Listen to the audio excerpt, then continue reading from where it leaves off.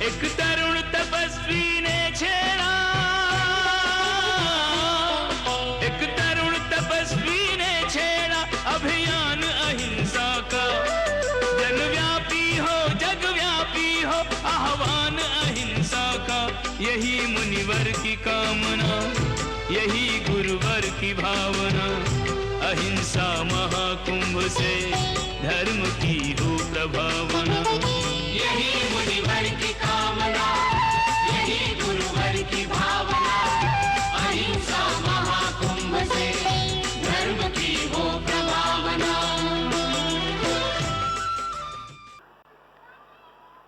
जितना झुकेंगे उतना जीवन में अमृत बरसता है। जिंदे आदमी की ये लक्षण है, जिंदे आदमी की ये कसौटी है कि जिंदा आदमी झुक सकता है, मुर्दा झुक नहीं सकता, मुर्दा नम नहीं सकता। मरने के बाद आदमी का शरीर अकड़ जाता है, फिर झुकाना चाहो तो वो झुक नहीं सकता, नमाना चाहो तो वो नम नहीं सकता। जो जितना झुक सकता है, जितना नम सकता है, जितना विनम्र हो सकता है, वो आदमी उतने ज्यादा अर्थों में जिंदा है। और जो कहता है मैं किसी के सामने नहीं झुकूंगा, तो घोषणा कर देना ये आदमी मुर्दा हो गया। घोषणा कर दे, मेरी तरफ से घोषणा कर देना ये आदमी मर गया। क्यों? मुर्दा कभी नहीं झुकता है।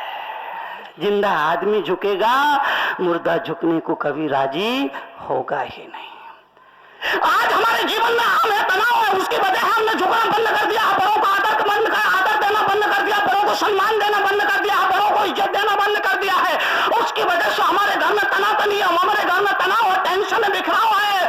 हर आदमी का अहम आगे आता है। सास बहू में झगड़ा हो, इसकी कोई वजह ही समझ में नहीं आती है। और अगर सास बहू में झगड़ा होता है तो उसकी वजह केवल इतनी है, सासू ने कहा यो, बहू ने कहा क्यों। अब श्री महाभारत प्रस्तुत करता गोदरेज। सासू ने कहा यूं, बहू ने कहा क्यों, हो गया झगड़ा। दो हम टकराएंगे, झगड़ा होगा। थोड़ा छोटा बना के जियो। बड़ों के सामने बड़ों बनोगे तो टकराव होगा, बड़ों के सामने छोटे बनोगे तो आशीर्वाद मिलेगा। छोटा कोई बनना नहीं चाहता है, सब बड़ा सब बड़ा सब बड़ा सब बड़ा सब बड़ा। एक आदमी को मेरे सामने लाया गया, बोले मुनि जी ये बहुत बड़ा आदमी है। मैंने कहा बड़ा बड़ा आदमी? मैंने कहा अभी तक तो मैंने दही बड़ा, मिर्ची बड़ा, आलू बड़ा, यही बड़ा सुना था, ये नया बड़ा कहां से आ गया? मैं निवेदन करना चाहता हूं कि आदमी बड़ा, आदमी बड़ा, आदमी बड़ा पैसे से नहीं होता है, संपत्ति से नहीं होता है, आदमी बड़ा अपनी हैसियत से नहीं होता है। आदमी बड़ा अपने स्वभाव से होता है, अपने चरित्र से होता है, अपनी शालीनता से होता है, अपने विनम्रता से होता है, अपने बड़प्पन से होता है आदमी बड़ा। बाकी कई चीजों से आदमी बड़ा नहीं होता है।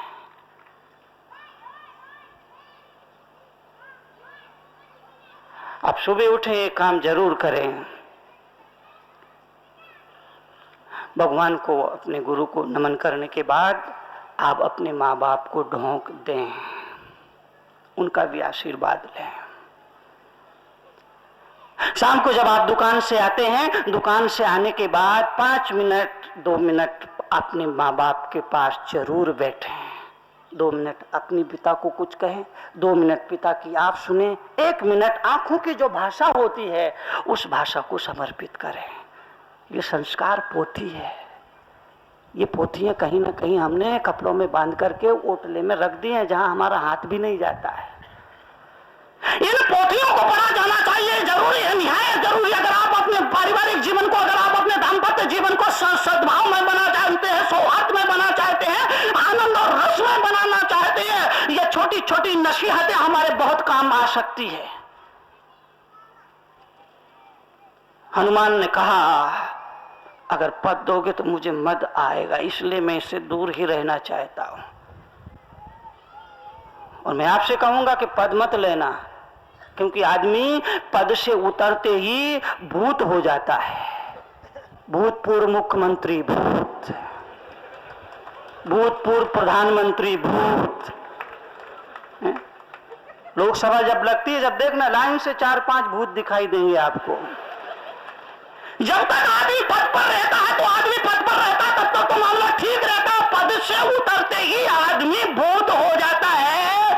इसलिए कभी पद लेने की भावना मत रखना, वरना भूत होना ही पड़ेगा। और संत और मुनि ये कभी कोई पद नहीं लेते, इसलिए ये कभी भूत नहीं होते हैं, ये तो हमेशा ही अभूतपूर्व होते हैं। संत कभी भूत नहीं होते। क्या तुमने कभी सुना भूतपूर्व श्री रामचंद्र जी, भूतपूर्व श्री महावीर स्वामी, कभी सुना क्या? संत और शहीद ये कभी भूत नहीं होते, ये हमेशा ही अभूतपूर्व बने रहते। जो संत होते हैं, जो शहीद होते हैं, देश के लिए कुर्बान हो जाते हैं, वो शहीद और समाज के लिए अपने आप को समर्पित कर देते हैं, वो संत ये कभी भूतपूर्व नहीं होते हैं। ये तो हर हमेशा अभूतपूर्व बने रहते हैं। इनकी कोई मिसाल नहीं होती है, इनका कोई दूसरा उदाहरण नहीं होता। सेवा करिए, सेवा करनी चाहिए, सेवा का फल सेवा में मिलता है। पर पदमत के चक्कर में पड़ोगे तो मामला बिगड़ जाएगा। हनुमान ने कहा कि ये मुझे भूत नहीं बनना है। राम जी ने कहा नहीं नहीं नहीं, देख तूने आज तक कभी मेरा कहा नहीं टाला, मेरे मन के लिए मुझे मालूम है तू विरक्त है, वैरागी है, तुझे ये पद मत कुछ नहीं चाहिए, पर मेरे मन को रखने के लिए तुम एक ना एक पद तो आज तुझे लेना ही पड़ेगा। जिसने मेरी सेवा की उसको मैंने कोई पद दिया, तूने तो सबसे ज्यादा हनुमान सेवा की है, एक पद मांग ले। बोले नहीं चाहिए, बोले मांग ले, बोले नहीं चाहिए, बोले नहीं नहीं आज तुझे मांगना पड़ेगा, ये मेरा आदेश, ये मेरा आदर है, मांगना ही पड़ेगा। जब राम ने जिद की, हनुमान विवश मजबूर हो गए, तो उन्होंने कहा ठीक है, तो फिर आप नए सिरे से बात करो। राम ने कहा बोलो क्या बात है? बोले मैंने आपकी कुछ ज्यादा ही सेवा की है ना? बिल्कुल की है। तो जिसने सेवा की उसको एक एक पद मिला, मैंने तो ज्यादा सेवा की है, तो फिर मुझे। राम जी को लगा कि इसमें ये राजनीति के गुण कहां से आ गए, ये राजकारण में जा रहा है। राम जी को एक क्षण के लिए लगा कि इस हनुमान को जो अभी अभी पद लेने के लिए राजी नहीं था, तैयार था, और इसको क्या हो गया, अब ये कामना की भाषा बोलने लगा, ये आदमी वासना की भाषा बोलने लगा और कहता है कि मैंने आपकी ज्यादा सेवा की, इसलिए एक नहीं मुझे तो 2 पद मिलना चाहिए। पर राम ने कहा ठीक है, तुझे 2 पद चाहिए तो 2 पद दूंगा। हनुमान ने कहा सोच लो, विचार लो, देना पड़ेगा। बोले बिल्कुल दूंगा। बोले ऐसा तो नहीं कहीं बात में मुकर जाओ, इसलिए फिर बोलता हूँ देना पड़ेगा। राम जी ने कहा कि क्या बात करता है, मुझे ऐसा समझता है कि देके वचन देके मुकर जाऊंगा। बोले नहीं नहीं नहीं, फिर भी सोच लो। बोले दूंगा, जो पद मांगेगा, चक्रवर्ती का, राजा का, इंद्र का, जो भी पद मांगेगा वो पद दूंगा। बोल तुझे 2 पद कौन से चाहिए? हनुमान जी उठे, राम के दोनों पैरों को पकड़ के बोले बस यही 2 पद चाहिए, और दुनिया के पद जिसे देना है वो दे दो, मुझे अपनी ये दोनों जहरीली दवाइयां फसलों पर छिड़क करके वो जहर आदमी के पेट में जा रहा है, इसलिए आदमी जहरीला हो गया। और जहरीला इतना कि एक अस्पताल में साइन बोर्ड लगा था, एक आदमी को बिच्छू ने काटा है, सामने लिखा था घबराने की कोई जरूरत नहीं, 2 घंटे में ठीक हो जाएगा। उसके नीचे लिखा था एक आदमी को कुत्ते ने काटा है, बोले कोई बात नहीं 14 इंजेक्शन लगेंगे ठीक हो जाएगा। उसके आगे लिखा था एक आदमी को काले सांप ने काटा है, आगे लिखा था कि स्थिति गंभीर है मगर फिर भी बचने की पूर्ण संभावना है। उसके नीचे लिखा था एक आदमी को आदमी ने काटा है, आगे लिखा था बचने की कोई चांस नहीं। आदमी इतना जहरीला हो गया कि सांप काटे तो आदमी के बचने की कहीं कोई गुंजाइश है, मगर आदमी को काट ले तो गुंजाइश भी नहीं दिखती। मच्छर भी काटता है, आदमी भी काटता है। मच्छर काटता है तो सिर्फ खून पीता है, आदमी को काटता है तो खानदान तक को पी जाता है। इतना खतरनाक ये आदमी काटने लगा है। निवेदन किया जाना चाहिए कि मच्छर भी काटता है, मनुष्य भी काटता है। मच्छर काटता है तो सिर्फ खून पीता है, मगर जब मनुष्य मनुष्य को काटता है तो खानदान तक को पी जाता है। और ये आदमी आदमी को काट रहा है, कभी भाषा के नाम पर, कभी मजहब के नाम पर, कभी क्षेत्र के नाम पर, कभी लैंग्वेज के नाम पर, कभी क्षेत्रीयता के नाम पर, कभी जातीयता के नाम पर, कभी धार्मिकता के नाम पर। जब मनुष्य मनुष्य को सदियों से काटता आ रहा है और मनुष्य को बांटता आ रहा है। मच्छर ना काटे इसके लिए कई उपाय है। मच्छरदानी लगा लो जी, कछुआ छाप मच्छर अगरबत्ती लगा लो जी, और वो क्या है भैया, गुड नाइट लगा लो। अब मच्छर भी इतने हैबिचुअल हो गए कि गुड नाइट पे बैठ के ही रात में मीटिंग करते हैं कि अगला हमला किस पे करना है। गुड नाइट पे ही बैठते हैं चुनौती देके कि कल क्या करना है। उसमें ही बैठ के प्लानिंग करते हैं कि लोकसभा विधानसभा के बाद अगला हमला किस पे करना है, गुड नाइट पे। अब आप क्या करो, आदमी नई नई चीजें इजाद कर रहे हैं और मच्छर हैबिचुअल होते जा रहे हैं।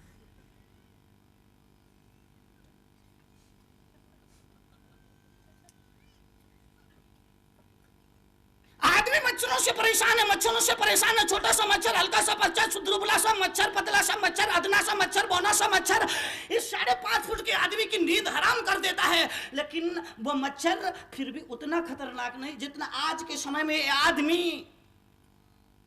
गुजरात में क्या हो रहा है, गोधरा में क्या हो रहा है, कश्मीर में क्या हो रहा है, ये आदमी को आदमी काट रहा है। परिवार के परिवार तबाह कर देता है, मजहब के नाम पर, धर्म के नाम पर, जिहाद के नाम पर। अगर आदमी दिग्भ्रमित हो जाए तो इंसानियत के लिए आदमी दुश्मन बन जाता है।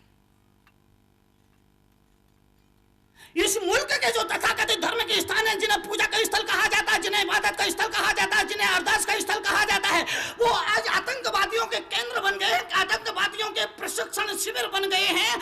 और वहां से इस देश के अमन चैन को खत्म किए जाने की रणनीति बनाई जा रही है। इसीलिए मैं अक्सर कहता हूं 100 साल के बाद मकान गिरा देना चाहिए, 500 साल के बाद मंदिर को ढहा देना चाहिए, और 1000 साल के बाद धर्म में आग लगा देना चाहिए। क्योंकि 1500 साल के बाद इस धर्म में भी बहुत सी विकृतियां आ जाती है, बहुत सी बुराइयां घुस जाती है, बहुत सी बुराइयां धर्म की आड़ में पनपने लग जाती है। इस देश में ये कितनी गतिविधियां चल रही है, तथाकथित मदरसे कहा जाने वाले, तथाकथित इबादत गाह कहे जाने वाले, तथाकथित मंदिर और मस्जिद के नाम से कहे जाने पूजा स्थल आज आतंकवादियों के केंद्र बनते जा रहे हैं। जहां से देश के अमन चैन के खात्मे के लिए रणनीति बनाई जा रही है, जहां से देश के अमन चैन के लिए खत्म करने के लिए विचार किया जा रहा है। इसलिए निवेदन किया जाना चाहिए, 500 साल बाद मंदिर अपनी अस्मिता को खो देता है।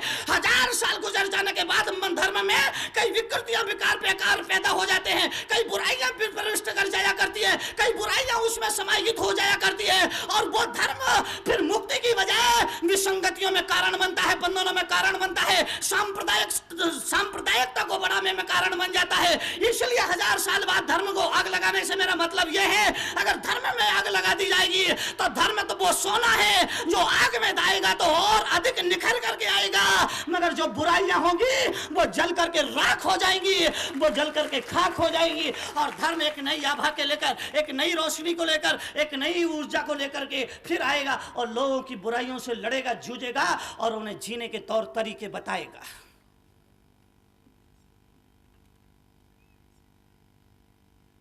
सभी धर्मों में बुराइयां घुस पड़ी हैं, कोई धर्म नहीं बचा इस दुनिया का। दावे अपने अपने हो सकते हैं, मगर कोई सही दावा ठोकने वाला और दिखाकर सिद्ध करके बताने वाला नहीं। धर्म कहीं किसी गुफा में छुप करके बैठा है और धर्म के नाम पर पाखंड इस दुनिया में बहुत तेजी से बढ़ रहा है। नकली सिक्के असली सिक्कों को चलन से बाहर कर देते हैं। अगर तुम्हारे पास 10-10 के 2 नोट है, एक असली 10 का नोट है, एक नकली 10 का नोट है, अब आपकी कोशिश क्या होगी? ये नकली वाला है ना, ये रात के अंधेरे में किसी पान के ठेले पे चल जाए। नकली को तो तुम चलाने की कोशिश करोगे और असली को निकालोगे ही नहीं।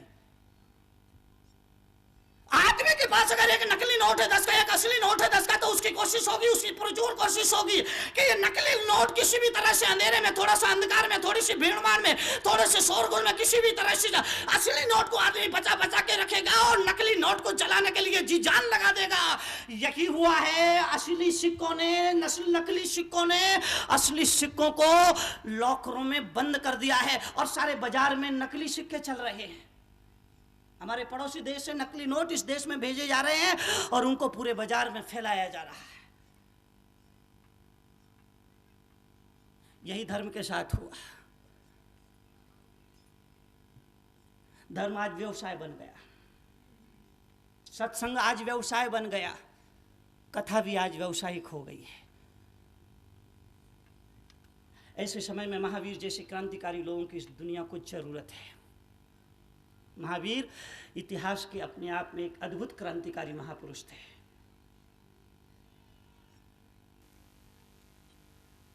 इसलिए मैं आपसे निवेदन करना चाहता हूं कि धर्म में भी बुराइयां घुस जाया करती है, धर्म में भी बुराइयां प्रविष्ट हो जाया करती है। इसीलिए जो धर्म, जो गंगा सारे सरोवर को, तालाब के गंदे पानी को शुद्ध कर दिया करती थी, आज वो गंगा ही मैली, राम तेरी गंगा मैली हो। वो गंगा जिसका एक चुल्लू पानी किसी गंदे सरोवर में डाल देने से वो सरोवर शुद्ध हो जाया करता था, वो कुआं, वो बावड़ी शुद्ध हो जाया करती थी, आज वो गंगा, पतित पावनी गंगा खुद मैली होगी। अब उसके शुद्धिकरण के लिए सरकार करोड़ों अरबों रुपए का बजट बना रही है, प्लानिंग कर रही है, योजना बना रही। क्या होगा? धर्म के साथ भी यही हुआ है। धर्म जो जीने की चीज थी आज हमने ओढ़ने की चीज बना ली है। धर्म कोई पगड़ी नहीं, यहाँ से घर गए तो पगड़ी उतार के रख दी, बाहर आए तो फिर पगड़ी सिर पर रख दी। धर्म तो चमड़ी है।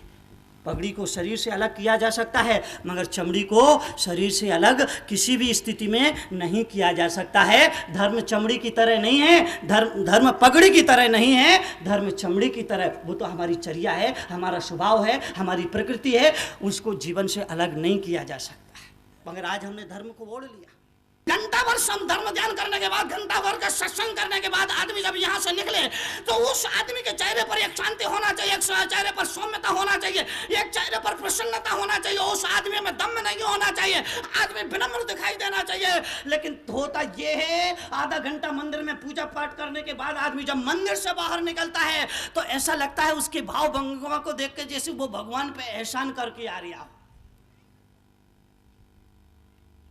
मंदिर से निकलने वाला आदमी बड़ा विनम्र, बड़ा शांत, बड़ा सौम्य होना चाहिए, क्योंकि मंदिरों की उपयोगिता जीवन में और क्या हो सकती है।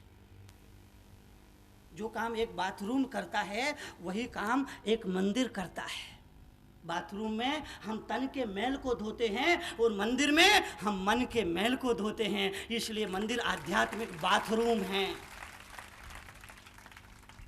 मुने तरुण सागर जैसे लोग जब समाज के बीच में आते तो ये बताने के लिए आते हैं, समझाने के लिए आते हैं, सुधारने के लिए आते हैं, दिखाने के लिए आते हैं कि मंदिर की उपयोगिता बाथरूम से ज्यादा और कुछ नहीं हो सकती है। अरे घर के बाथरूम में हम तन के मैल को धोते हैं और मंदिर में जाकर के मन के मैल को धोते हैं। इसलिए मंदिर एक तरह से आध्यात्मिक बाथरूम है, जहां मन का प्रक्षालन करते हैं, मन का नहन करते हैं, मन को स्नान कराते हैं, और स्नान करने के बाद जहां मन गंदगी से स्वच्छता पर आता है, अपवित्रता से पवित्रता पर आता है, पवित्र हुआ पवित्र हुआ, सुस्त तो दुष्ट तो पीपा, वो मन वहां पवित्र हो जाता है।